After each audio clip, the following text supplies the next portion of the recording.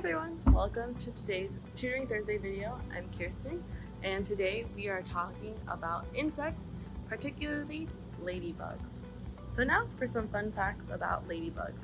There's actually 5,000 different species across the world, and not all of them are red and black like the ones we see here.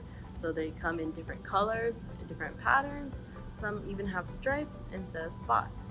But the most common here in North America and the US is the 7-spotted ladybug, the one that we commonly see in parks, playgrounds.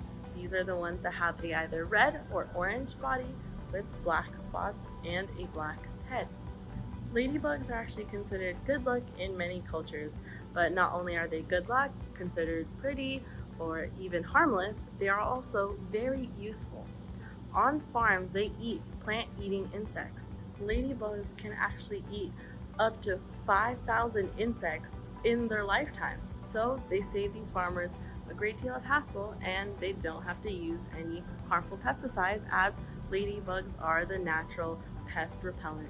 So you may wonder, why are ladybugs colorful? Why do they need to be red and orange like the 7-spotted ladybug in North America?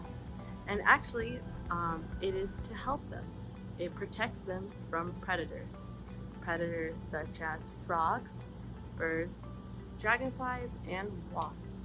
So it gives off a signal that, warning, I am not to be eaten.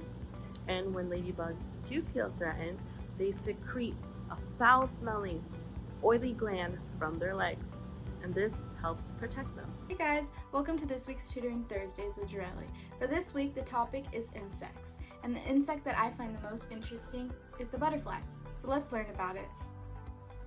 Butterflies are beautiful flying insects with large scaly wings.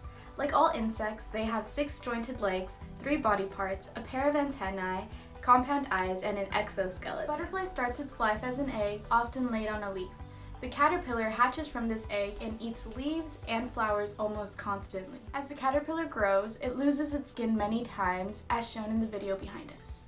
This same caterpillar will increase up to several thousand times in size before pupating, which is the resting stage in which it begins its cocoon. From this cocoon, a beautiful flying adult emerges. This adult will then continue the cycle. Caterpillars spend most of their time eating leaves with their strong jaws. However, once transitioned into a butterfly, they can only sip liquid foods using tube-like function. That's all the time we have for today.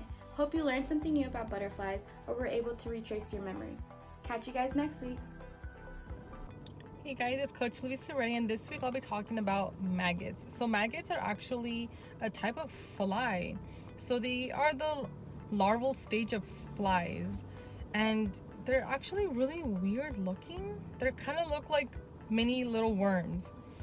So they don't have any legs at all, or legs or arms. The way they move is like they bite things with their mouth and they drag themselves, which is really uncommon in animals and insects.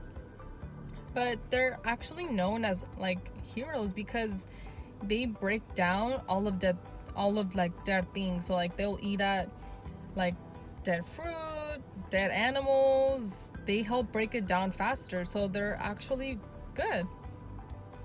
And what's really weird about them is that when they're first born, like the flies that have them, like will leave them on top of like something that they can eat, so that when they hatch, they automatically just start eating, and once they have enough and they're a good size, they just move to find a mate, and they just start the cycle all over again. Hi everyone, welcome back to Tutoring Thursdays. I'm Coach Elda, and today we're going to be learning about praying mantis. Okay, a praying mantis is actually just one species of the overall group Mantis or mantises.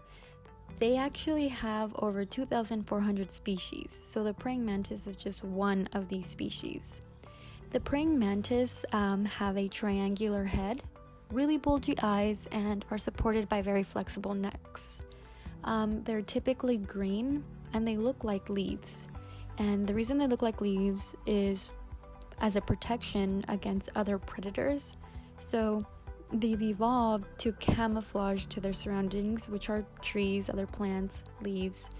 And some of the predators that they may be protecting themselves from are frogs, rodents, birds, and bats.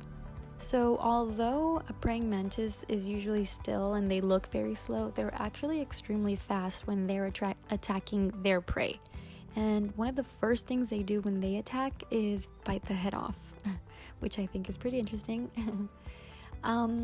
They are actually closest relatives to termites and cockroaches. I think that's super interesting because they don't really look that much alike, and praying mantis are really cute. I think they're really cute and actually very fragile, so if you ever come across one, don't try to grab it.